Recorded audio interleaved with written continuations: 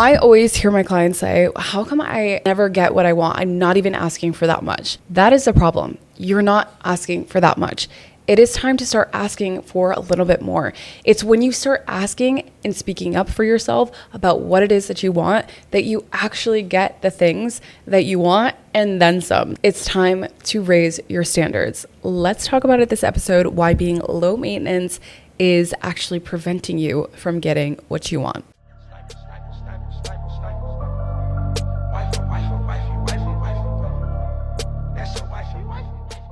Welcome back to another episode of Way Too Wifey. I'm your host, respectfully Gabby, and in this podcast, we talk all things dating, relationship, and self-love, confidence, all the things, growth mindset in this modern day.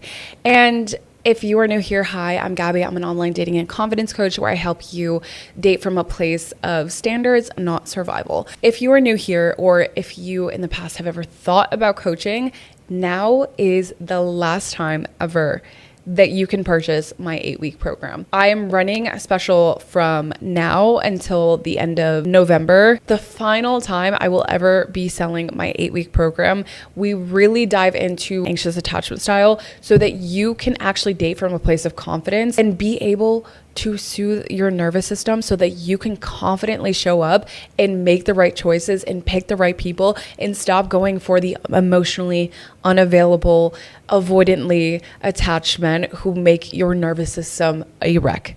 Okay, so now is the last time, guys. I am actually taking a step back from coaching. This is actually a major announcement right now. I've decided to pump the brakes a little bit. I may still keep open the one-on-ones where you can purchase just a single session, but I will not be selling after this year the 8-week program. I'm moving into something completely different. We're completely rebranding. I'm still doing the podcast, by the way, but the podcast is going to be changing a little bit.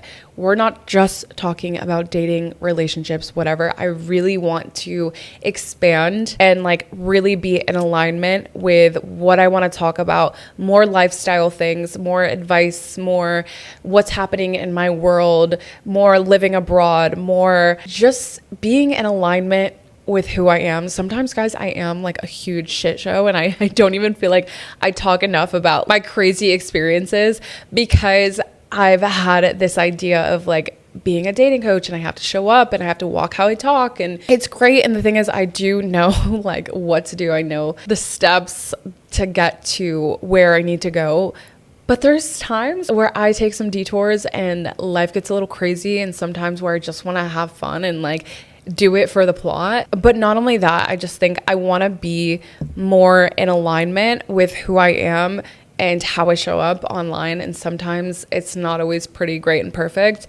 And I do have flaws. I do have my own experiences that I go through. But anyway, a lot of new changes are coming in 2026. And I'm really excited to kind of just rebrand what I've been doing and build on the podcast, not just specifically talking about dating and relationships. So I hope that you guys are willing to grow with me during this process. I just think it'll be a little bit more aligned in who I'm becoming, and really just want to decenter the idea of just talking about men all the time and dating and what that's like. There's so much more to focus on in building such an abundant life that you're proud of and that you're excited about. And I feel like that's where I'm at. I'm tired of well, this guy did this thing. It's yeah, okay, great, but there's so much more to life. There's so much more to life than a bad dating experience or trying to get the guy. The guy is not the prize, you guys. This really is all about becoming that girl. For the people that have been on this journey with me, I really, really, really, really appreciate you. I hope that you will grow with me in this next chapter.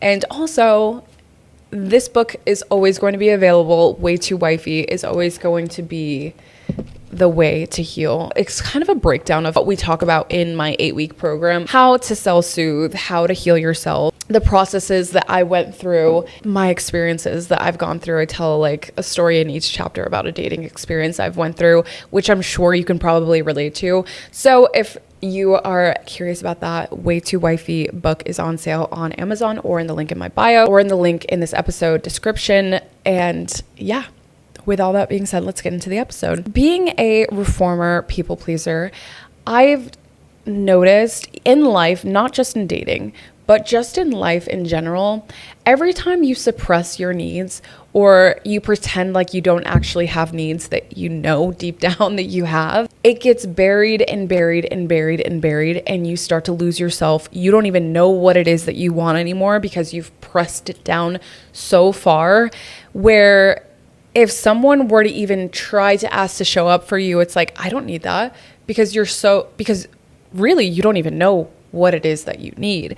I think before, in the past, even when it came down to friendships, I was the one always driving to them. I was the one always, bending over backwards to like make the relationship work. I was always the one willing to lend a hand. And then when I needed one, I never even asked. I never allowed anyone else to help me or to show up, because I just always assumed that it would probably be a no. And I think you would actually be surprised at how many people actually want to show up for you, but don't show up for you because you've given this, I don't need anything, I don't need anyone, I'm cool, I'm good, I don't need the help, life is fine. But internally, you're screaming at yourself like, you don't have to do all of this by yourself. Why are you making life more difficult than it needs to be by not asking for what it is that you need? I just remember in my past relationships, friendships, whatever, I was always the one driving to them. I would drive 30 minutes to an hour to go hang out with a guy that I liked or friends that I was friends with at the time. And I would never ask them to come to me because I'm like, okay, well, they probably don't want to. It would be an inconvenience for them. I don't have as much going on in the city that I live in. So why don't I just drive to them? It'll be more exciting. It'll be more fun. Or if I wanted to do something and I knew that my friends probably wouldn't want to go, I wouldn't even ask. I wouldn't even speak up about it because I'm like, well, they probably don't want to do that. But the thing is, I never even asked. I never even allowed them the space to show up for me and do things that I wanted to do, because I always felt that pressure of like, well, if we go and do this and then they don't have fun, then I'm going to not have fun either, because they're just going to be like moping around the whole time and they don't want to be there. So then why would I even suggest this? If you want to go do something, first of all, you don't need your friend to go do things that you want to do. But I also think like, if your friend can't have fun in things that you want to do, when the entire friendship has been doing things that they want to do and you always show up for them, this is a one-sided friendship. You've been pouring in so much into this for what? They're not pouring into you back. And maybe it's a you thing. Maybe you've not allowed them to show up for you. During that phase of my life, I kind of took a step back and I was like, you know what? Why? I haven't even asked my friends to come this way. Like, how would I even know if they would want to show up? How would I even know if they would show up to the things that I wanted to do? Like, I actually don't know if they would or not. And I think it was this preconceived disappointment that I had of like, really it comes down to the core wound of being abandoned or always being disappointed of people not showing up. So I didn't even ask people to show up because I'm like, I'm already going to be disappointed. If they say no, then it's going to be more disappointing than actually asking them. So instead, I would just say, you know what? It is what it is. I'll just go to them. But that's the thing. Being low maintenance and not asking for anything from your friendships, from any relationship in your life, period, you're always going to be the one overextending. You're the cool girl who doesn't get her needs met and everyone thinks, oh, she's fine, everything's good. But deep down, you're like, why does no one ever show up for me? I'm not even asking for that much. The thing is, you're not asking for anything. And that's the reason why people aren't showing up for you. You've not asked your friends. You've not made a big deal of the things that you're excited about. And the people around you haven't showed up because they didn't even know that it was an exciting thing for you. And I remember I used to get so disappointed with like different friends that I've had because they never showed up in the times that mattered the most for me. But I've also never really asked them to show up. I just kind of like, okay, well, if they didn't show up, that means that they don't care. And I think that that's not an easy assumption to put on someone else, because how would they know if it's important if you never made a big deal out of it? And then if you made a big deal out of it and you invited them and they're still like, you know, making excuses or whatever, then you kind of know what to expect from this person. And is that someone that is actually your friend and someone that you want to keep along? Or do they have a valid excuse as to why they can't show up? And maybe they're showing up in other ways to still make you feel special and important in those moments. But even like relating this to dating, even with a guy just asking like, oh, do you want me to pick you up for this? And I think a lot of times in the past, I would be like, oh, like that would be so out of his way for him to come pick me up for this date. So I don't want to inconvenience him. So instead of doing that, I will just meet him there, or I'll come to him, or I'll make his life easier so that I don't have to bear that like, well, he did a favor for me kind of thing. But you have to understand, men who actually like you will move mountains for you and show up for you, even if it's inconvenient for them. Another thing is, men are wired to work. They feel their best when they're in pursuit of something. So if you're always making it easy for them, if you're always being the one like, no, it's okay, I'll just like meet you there, I'll come to you, I'll make your life easier, I'll come over to your house, you're not giving him anything to work for. You're showing up on a silver platter, ready for him to just dig in. Is he going to actually value you in the connection when he's not had to do anything to earn you? Absolutely not. And that's when you get taken advantage of.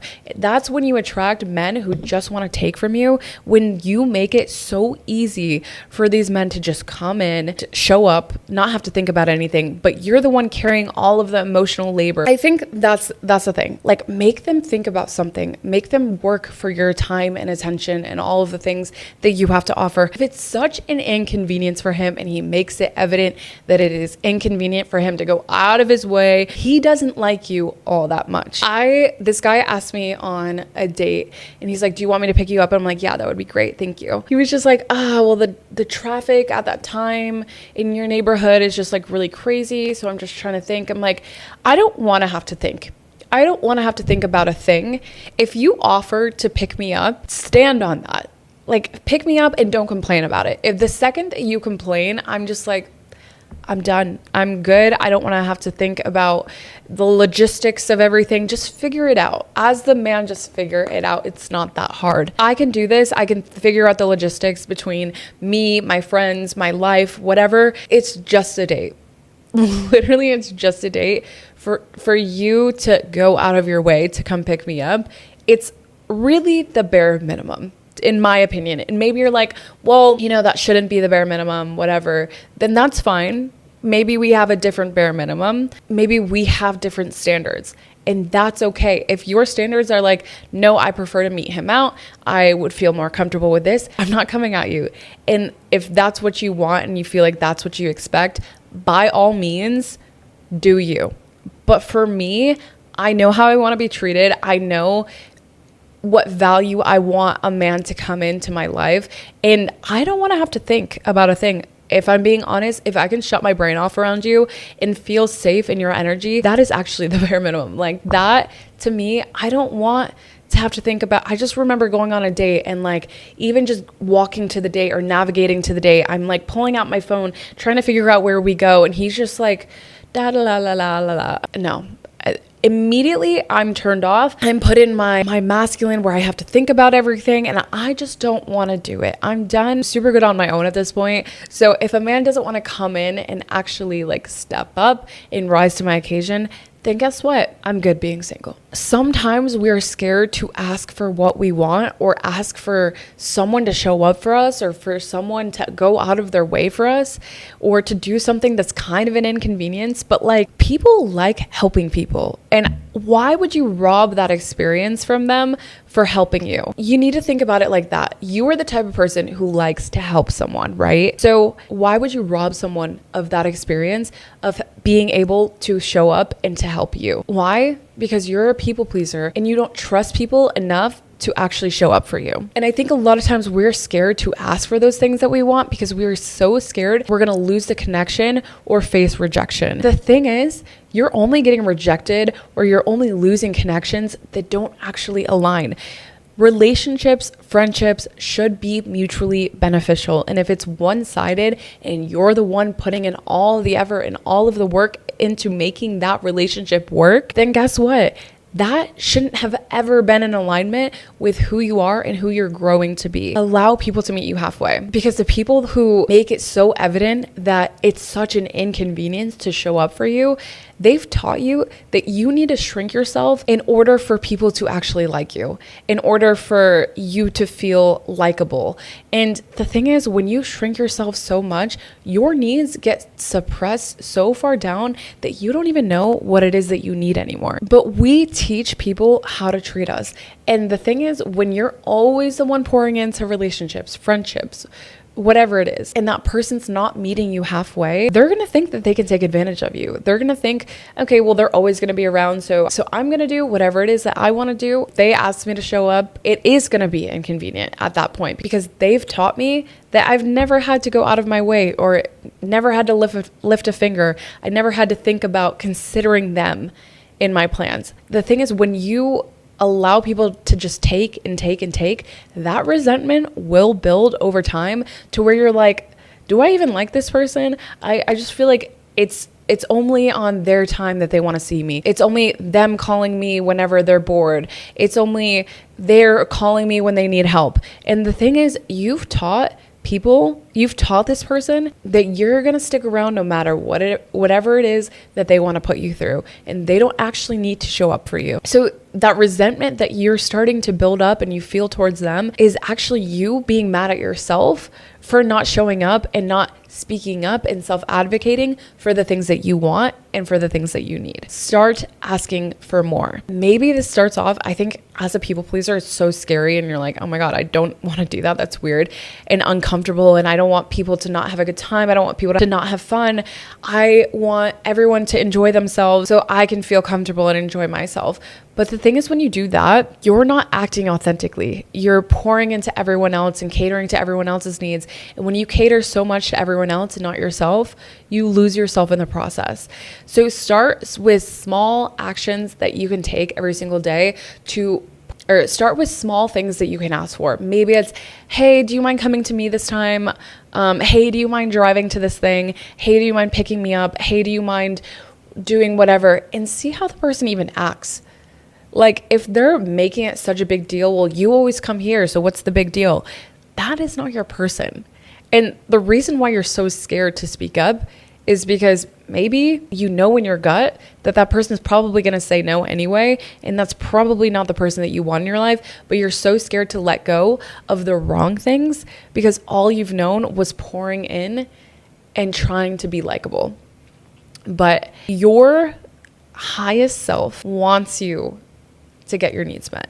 You want, at the end of the day, for people to show up for you. So allow people the space to do so. It's okay to trust people. And if they can't show up, whatever, it's not rejection. Maybe they couldn't show up for one specific thing, but that doesn't mean that they're never going to be able to show up for you. And maybe it's this one-time thing where they can't make it, or they are running late for something, so they can't pick you up on the way. Like, don't take those things personally, but start asking for more. Raise your standards. Think about how the highest version of you wants to be treated, and then start asking for that.